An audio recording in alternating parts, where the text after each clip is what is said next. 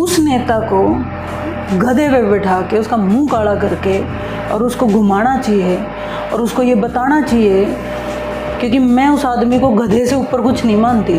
क्या इसकी बीवी, इसकी बहन, फलाने नेता की पुत्रवधू, फलाने नेता की पोती, फलाने नेता की बेटी, क्या वही महिलाएं हैं क्या? आज बहुत सारे जो अपने आप को बड़े कांग्रेसी बता के लोग बैठे हैं, मैंने कोई रोड पे नहीं देखा, लेकिन हाँ मैं रोड पे थी और मैंने इस बात का फ़ख्र है। तो इसी आदमी को तो कान पे चांटा लगा के बाहर करना चाहिए शरेआम। और नहीं इनकी हिम्मत है तो मैंने बताओ मैं कर दूँगी। हरियाणा में पैदा हो गए, जिसने लड़ना नहीं आया, लठाना नहीं आया, तो मैं उसने हरियाणवी नहीं मानती। दोस्तों नमस्कार, प्रथम गूंज देख रहे हैं आप। मैं हूं आपका दोस्त त्रिदेव। जैसा कि आप चैनल पे देखते रहते हैं, हर दिन हम किसी खास हस्ती से आपको मिलवाते हैं, रूबरू करवाते हैं, जो किसी भी फील्ड में कुछ यूनिक कर रहे हैं। उसमें खिलाड़ी भी हो सकते हैं, राजनीतिज्ञ हो सकते हैं, कलाकार हो सकते हैं।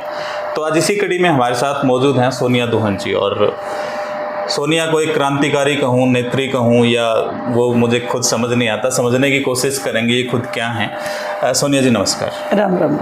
सोनिया जी, सबसे पहले तो अपना जो परिचय मैं नहीं दे पाया, या आज तक मीडिया भी शायद नहीं दे पाई, वो बताएं। सोनिया एक बहुत आम से घर से और एक बहुत ही धरातल का समाज देखते हुए बड़ी हुई एक किसान की बेटी है, जिसने जीवन के हर वो पहलू देखे हैं जो एक लोअर मिडिल क्लास का बच्चा देखता है। और यही सोनिया का परिचय है कि सोनिया एक किसान की बेटी है और आम घर की उस भावना को जानती है जो हर नेता को या हर समाज में काम करने वाले को जानना चाहिए। यही मेरा परिचय। अच्छा, सोनिया का स्टाइल आमतौर पर हम देखते हैं ना, वो लड़की का कम और एक लड़के की तरह ज़्यादा रहता है। तो इसके पीछे की स्टोरी क्या है? क्योंकि आमतौर पर एक लड़की को शौक़ होता है सजने संवरने का और नए नए कपड़े बदलने का, कपड़े पहनने का, साड़ी पहनने का, मेकअप का, तो वो सब आप में नज़र नहीं आता। तो आप एक लड़की हैं ज़रूर, पर गेटअप आपका टोटली लड़के जैसा है। इसके पीछे की स्टोरी क्या है? स्टोरी तो नहीं कहूँगी, लेकिन जब अगर आप देखें, शायद आप भी मेरी एक उम्र तय ताल्लुक़ रखें या मैं भी उसी सेम एज ग्रुप की हूँ, तो जो हमारी सेम एज ग्रुप के लोग हैं, वहाँ लड़कियों के लिए उतना एक्सपोजर नहीं था, या उतनी नू कह लो कि बाहर जान की, काम करने की जितना एक लड़कन छूट होया कर दी, उतनी एक लड़की को छूट नहीं होती थी। तो हर लड़की को ये था कि भाई वो लड़का बने, तो वो आम सी आदत पड़ गई। तो अब मतलब उसी तरीके से मैं बचपन से ही ऐसी हूँ। मतलब ऐसा नहीं है कि मैंने राजनीति में या सामाजिक जीवन में आने के बाद वैसे उस तरीके से अपना आप को बनाया या उस तरीके से रखा। मैं बचपन से ही मैं पजामे कुर्ते पहनूँ, बचपन से ही मैं पैंट शर्ट पहनूँ, बचपन से ही मेरे बाल छोटे हैं। और मेरे घर में खासकर स्कूल टाइम पे हमारे तय सूट पहन की और बाल बढ़ाने की या लड़कियां की तरह रहने की आज़ादी नहीं थी। फिर उस तरीके का जीवन में आ गए और उस तरीके से ही रहना शुरू कर दिया। और पहरावा मैंने ऐसा लगा कि एक इंसान के कपड़े या उसका पहरावा ये दिखाता है कि वो इंसान की शख्सियत क्या है।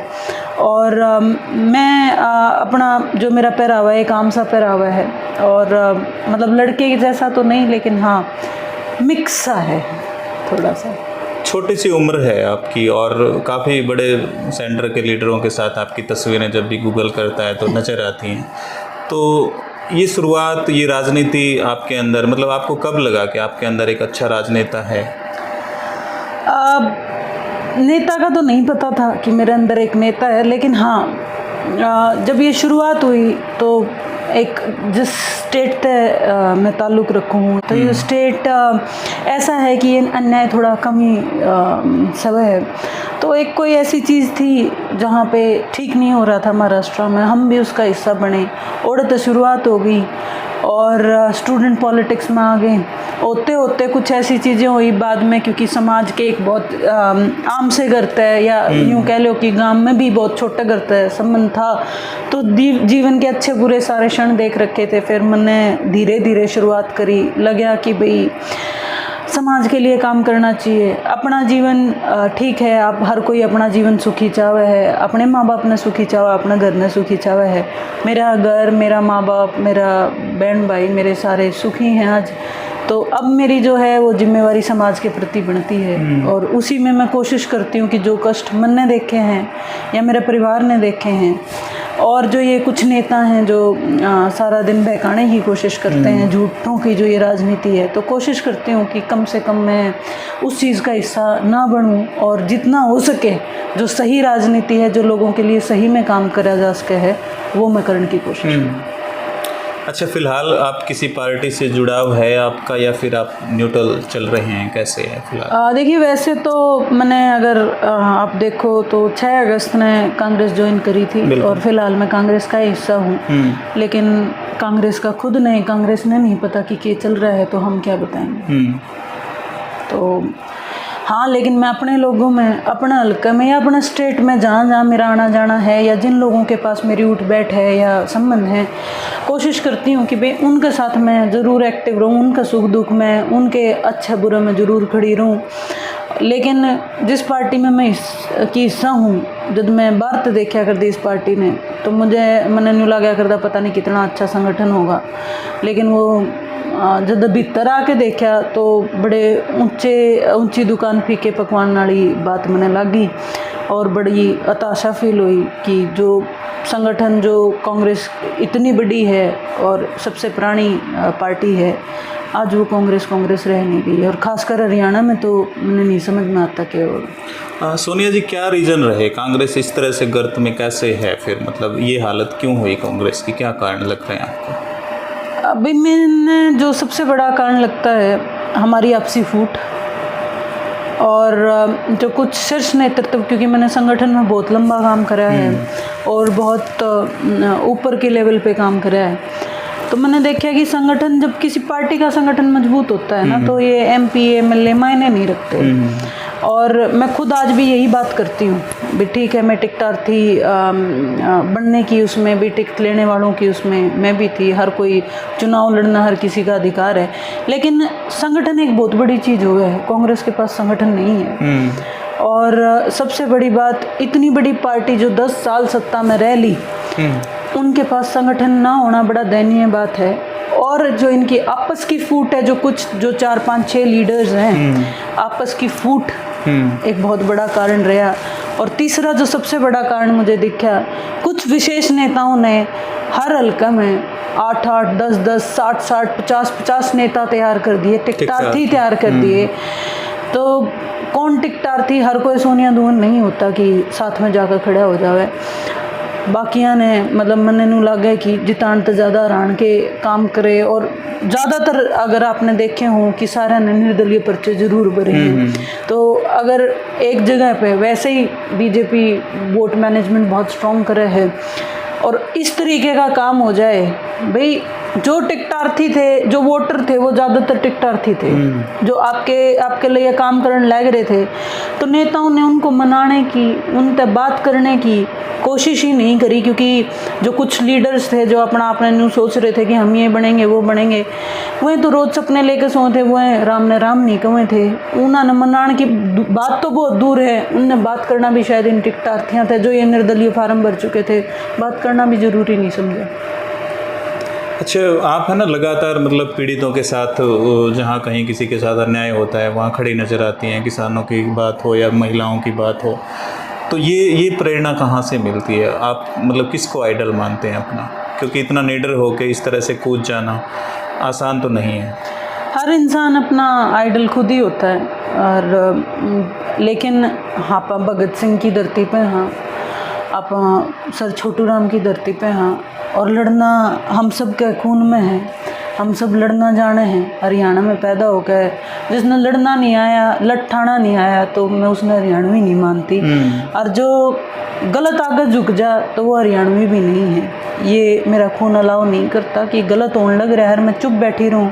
ना कोई पार्टी, ना कोई सत्ता, ना कोई संगठन मैंने इस बात पर रोक सकता।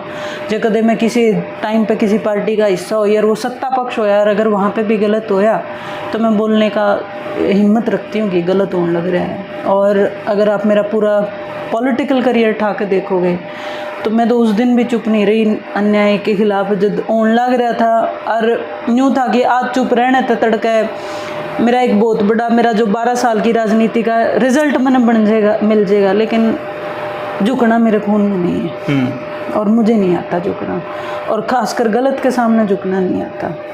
भाई सब माया का दूध पी रखा है तुम, और शेरनी माँ है हरियाणा की, अगर उनका पैदा हो रहे हैं तो जिंदा रहना भी आना चाहिए। अब आपकी आंखों में ना एक भावुकता नज़र आ रही है मुझे, तो अब कोई हादसा आपको याद आ रहा है, कोई घटना याद आ रही है, तो उसका जिक्र मैं जरूर चाहूँगा आप करने। बहुत हादसे, देखिए जीवन जो सबका जितना सुथरा दिखे, किसी का जीवन उतना सुथरा नहीं होता, और ख़ासकर अपने जैसे लोग जो खुद स्ट्रगल करके शामी आए हैं, बहुत हादसे जीवन में सबके साथ जुड़े हुए हैं। हाँ, लेकिन उन हादसों को याद जरूर अपने एक बड़े शान एक बात कहा करें, आदमी वो है अच्छा जो अपने नीचे ने देख कर जीवे। अपना नीचा, अपना माड़ा हमेशा याद रखो, ताकि अपने जब अच्छे में हो तो आपको वो घमंड सर में ना चढ़े। तो बस वैसे ही। अच्छा, अब कांग्रेस के बारे में हम चर्चा कर रहे थे, तो कहीं ना कहीं कांग्रेस से आपका जो मन है वो उतरा हुआ नजर आ रहा है। अब सॉफ्ट कॉर्नर किस पार्टी के लिए है? मतलब भविष्य में हम कहीं सोनिया दुहान को किसी मंच पे देखेंगे किसी पार्टी के साथ? सही बताऊं तो देखिए, अगर आप बात कर रहे हैं कि बीजेपी की तरफ आपका इशारा है या किसी और पार्टी की तरफ है, मेरा किसी पार्टी के लिए सॉफ्ट कॉर्नर नहीं है। अगर आपने हरियाणा में कोई लड़ता देखा होगा तो मैं ही देखी होंगी। एक पार्टी थे, पार्टी विशेष थे, उसकी विचारधारा थे। तो जो ये आज बहुत सारे जो अपने आप को बड़े कांग्रेसी बता के लोग बैठे हैं, मैंने कोई रोड पे नहीं देखा, लेकिन हाँ मैं रोड पे थी और मैंने इस बात का फ़ख्र है। और रही बात इस बात की, इंसान को विचारधारा अपनाने के लिए किसी पार्टी का हिस्सा होना ज़रूरी नहीं है, वो अपनी लाइन खुद भी तय कर सकता है।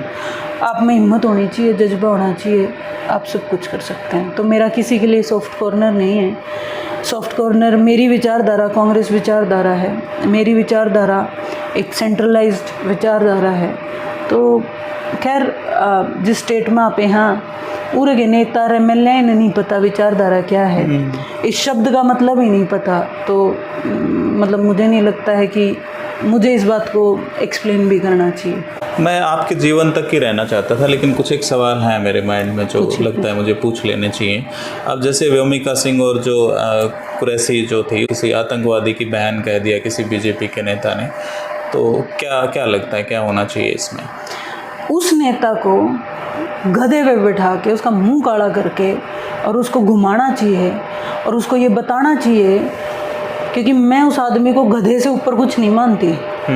ठीक है, जो कुछ नेताओं की आंखों का तारा बनने के लिए इतनी लिचड़ सोच रखता है, भाई मैं इस तरीके की भाषा मैंने ना कदे इस्तेमाल करी ना मैं करना चाहूँ, लेकिन मैं एक बात बताऊँ, अगर आप देश की भक्ति एक धर्म पे जांचो हो तो डूब के मर जाओ, और या फिर मतलब देश छोड़कर आप चले जाओ।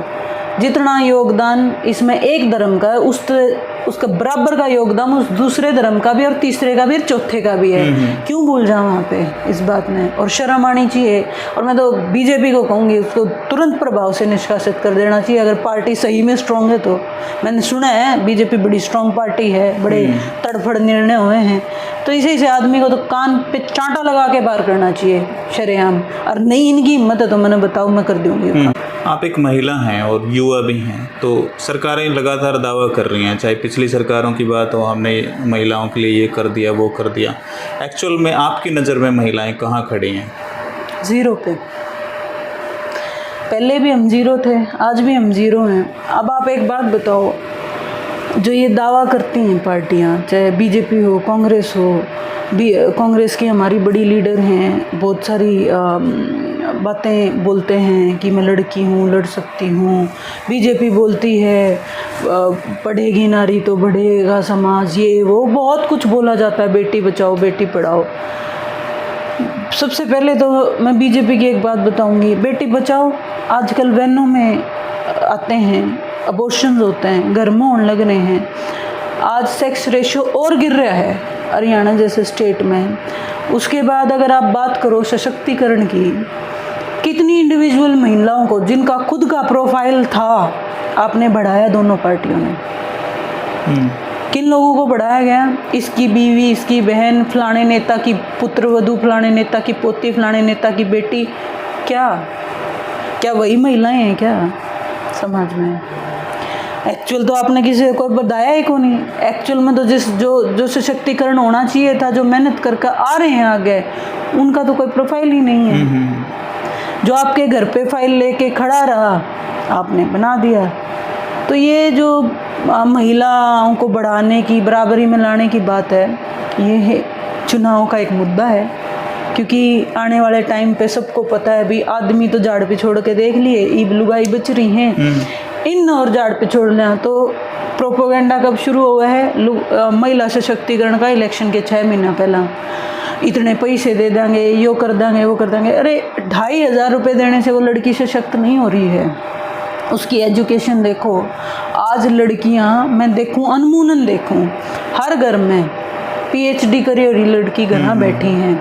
हर घर में अनमूनन 3-3 लुगाई घर बैठी हैं। उनके आदमी बाहर कमाने जा रहे हैं। चाहे तो गांव में लुगाई बच रही हैं, चाहे बुजुर्ग बच रहे हैं। उन लुगाइयाँ ने किस दिन देंगे रोजगार? कब सशक्त करेंगे? तो कौन सा सशक्तिकरण, कौन सा बराबरी का बात? ये बहुत बड़े ढकोसले हैं। और मैं तो न कहूँगी, लुगाइयाँ ही न कहूँगी, आईना देखो। आप सिर्फ उस दिन तक आजकल आपका यूज़ हो रहा है जिस दिन तक उनको वोट लेने हैं, उसके बाद कोई किसी को पूछता भी नहीं है। असल में तो मैंने कहूँगी 90 MLA हैं हरियाणा में, उन 90 को यही नहीं पता है कि महिला सशक्तिकरण का मतलब क्या है, या महिला इंडिपेंडेंस का मतलब क्या है। ITI खोल दिया, डिप्लोमा खोल दिया, कॉलेज खोल दिया। अरे उसमें जो पढ़ा रहे उनको नौकरी कौन देगा? काम गरम आजकल वो नहीं बचे, सब मशीन का काम हो गया है और खेतों में मशीनों का काम हो गया है। लेडीज़ फ्री हैं, उन बेचारियों को नौकरी ही नहीं है। तो महिला सशक्तिकरण का जो ये MLA बैठे हैं, नेता बैठे हैं, न खुद ही नहीं बेरा है तो ये बताना नहीं चाहते। अच्छा, आप नौकरियों की बात आई तो आप कोई भी बस आप रोड पे जाता देखेंगे तो उस पर बड़े बड़े विज्ञापन हैं सरकार के बिना पर्ची खर्ची की नौकरी के। तो इन दावों को किस तरह देख रहे हैं आप? ठीक है, बिना पर्ची खर्ची नौकरी, लेकिन सरकारी नौकरियां कितनी हैं? 100 में से 10 लोग, वो 90 का क्या? मैं बात ही नहीं कर रही सरकारी नौकरी की। हमें एक बहुत स्ट्रेटेजिक तरीके से जो ये बड़ी पार्टियां हैं, ये बेवकूफ़ बनाती हैं कि हम सरकारी नौकरी देंगे, हम सरकारी पद भरेंगे। कितने ही पद भर लो तो भी 100 में से 10 ही लोगों को मिलेगी ज़्यादा से ज़्यादा नौकरी। उन 90 का क्या है? प्राइवेट करने के लिए ज़्यादा से ज़्यादा कितने लोग बाहर चले जाते हैं? और 15 चले जाएंगे, 20 चले जाएंगे, 70 कहाँ जाएंगे? और वो ज़्यादातर 70 में से 50 फीमेल होती हैं। तो पर्ची खर्ची है नहीं है, मैं इस बारे में बात नहीं करना चाहती, क्योंकि नीचे के पद भर के ऊपर बहुत पर्ची खर्ची चलती है। क्लास 1 क्लास 2 में चलने लगी, अगर नीचे बंद हो गया है तो उस बारे में तो जितना हम डीप में जाएंगे उतना ही बात लंबी बजेगी। लेकिन मैं एक बात कहूँ, उन 70 जना का रोजगार कौन मुहैया करावेगा? वह जो बेचारे धक्के खाते फिरे हैं, वह जो लोग 1-1 2-2 किले के जमींदार हैं, क्योंकि घर भी वहीं बैठे हैं। ये बड़े बड़े जमींदार या बड़े बड़े घराने के बालक घर कौन बैठे? घर भी वो बेचारे वही हैं जिनके या तो बाहर संबंध नहीं है, या कोई बड़ा आदमी ने नहीं जानते, या उनकी इतनी ज़मीन नहीं कि बेच के विदेश जाकर मजदूरी कर लें। तो मैं एक बात सरकार तक कहना चाहूँगी कि भी बेवकूफ़ बनाना बंद करो। सरकार हो या कोई भी पार्टी, मैं एक बात इंसान को नहीं बोल रही, क्योंकि ये तो एक स्ट्रक्चर पे, एक डहिए पे चल रहे हैं कि जिस दिन प्रदेश का इंसान सशक्त हो गया, इन न्यू बेरा पटिया हमारे आका कूक के हैं, उस दिन ये बोलने लगेंगे। और जिस दिन बोलने लगेंगे तो जो ये घराने वाली पॉलिटिक्स है ये ख़त्म हो जाएगी। तो इतना संयोजित तरीक़े से बेवकूफ़ बना रखी है पब्लिक, और आप भी बेवकूफ़ बन रहे हैं क्योंकि आप भी शाणे होना नहीं चाहते। अच्छा, अब तक जितने मुख्यमंत्री आपने देखे, खासकर हरियाणा में, जब से आप समझने लगे हैं, तो किसका काम थोड़ा ठीक लगा आपको कि हाँ ये इनका काम ठीक रहा? नेता है एडमिनिस्ट्रेटर। हाँ, मतलब टोटली सिस्टम जो उन्होंने चलाया 5 साल। एज ए एडमिनिस्ट्रेशन अगर मैं देखूं तो मुझे चौधरी बंसीलाल बहुत पसंद है। मैं बड़ा फॉलो करती हूँ उनको। हालांकि अगर आप देखा तो चौधरी बंसीलाल ने फॉलो करने वाले बहुत थोड़े लोग हैं, लेकिन मुझे वो अच्छे लगते हैं क्योंकि उनमें यह हिम्मत ज़रूर थी कि अपनी कई ने करें। और उन्होंने कोशिश भी करी और न्यू क्या करा अच्छा आदमी ने लंबा नहीं चलन दिया करते तो चलन भी नहीं दिया गया।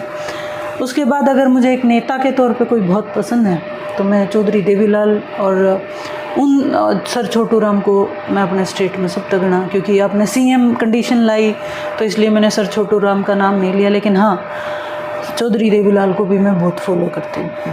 और देवीलाल की जो आजकल पीढ़ियां हैं, आज भी दोनों भाइयों में झगड़ा चल रहा है, जूते के नंबर बताए जा रहे हैं, इनको कैसे देख रहे हैं? नहीं, मैं इस बारे में बात नहीं कर रही, वो उनका घरेलू देखो, दो भाषण जीते हैं खड़केंगे जरूर, तो शाना आदमी वो है जो अपने भाषण घराएं खड़का ले, बाहर आवाज़ नहीं जाने दें, तो वो उनका घरेलू बात है। मैं उस बारे में देखो टिक्का टिप्पणी नहीं करना चाहूँगी, और क्योंकि धड़कन जॉइंट फैमिली मेरी भी है और के भी है, तो ये मुझे शोभा नहीं देता कि मैं किसी के परिवार के बारे में कुछ कहूँ। लेकिन हाँ बस इतनी सी बात है, अपने भाषण घराएं खड़का लेने चाहिए, घराएं दो पिछोड़ कर अंदर लेने चाहिए शांति। अच्छा,